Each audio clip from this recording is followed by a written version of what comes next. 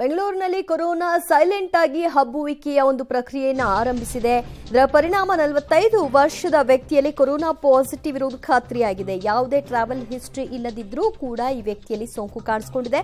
ಬೆಂಗಳೂರಿನ ಅಬ್ಬಿಗೆರೆ ನಿವಾಸಿ ಇವರಲ್ಲಿ ಸೋಂಕು ಶಂಕೆ ವ್ಯಕ್ತವಾಯಿತು. ಹಿನ್ನೆಲೆಯಲ್ಲಿ ಟೆಸ್ಟ್ಗೆ ಒಳಪಡಿಸಿದ್ರು. ಈಗ ಪಾಸಿಟಿವ್ ಅಂತ ಗೊತ್ತಾಗಿದೆ. ಸದ್ಯ ಹೋಮ್ ಐಸೋಲೇಷನ್ ನಲ್ಲೇ ಅವರು ಚಿಕಿತ್ಸೆಯನ್ನ ಪಡ್ಕೊಳ್ಬಹುದು.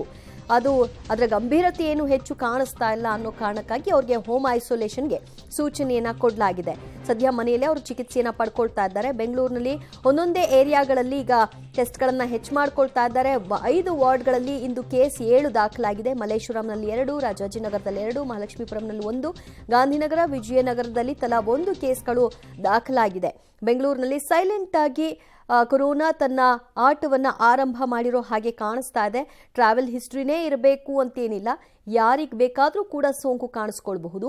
ಯಾವ ವಯೋಮಾನದವರಿಗಾದರೂ ಕೂಡ ಸೋಂಕು ಕಾಣಿಸ್ಕೊಳ್ಬಹುದು ಅನ್ನೋದನ್ನ ಇದು ತೋರಿಸ್ತಾ ಇದೆ. ಆದರೆ ಅದರ ಪರಿಣಾಮಗಳು, ಅದರ ತೀವ್ರತೆ ಎಷ್ಟಿರುತ್ತೆ ಅನ್ನೋದು ಅಷ್ಟಾಗಿ ಈಗೇನು ಗೊತ್ತಾಗ್ತಿಲ್ಲ. ಬಿಕಾಸ್ ಯಾರಿಗೆ ಸೋಂಕು ಕಾಣಿಸ್ಕೊಳ್ತಿದ್ರು ಅವರೆಲ್ಲರೂ ಕೂಡ ಹೋಮ್ ಐಸೋಲೇಷನ್ನಲ್ಲೇ ಟ್ರೀಟ್ಮೆಂಟ್ ಅನ್ನ ಪಡ್ಕೊಳ್ಬಹುದಾದಂತಹ ಸ್ಥಿತಿಯಲ್ಲಿದ್ದಾರೆ.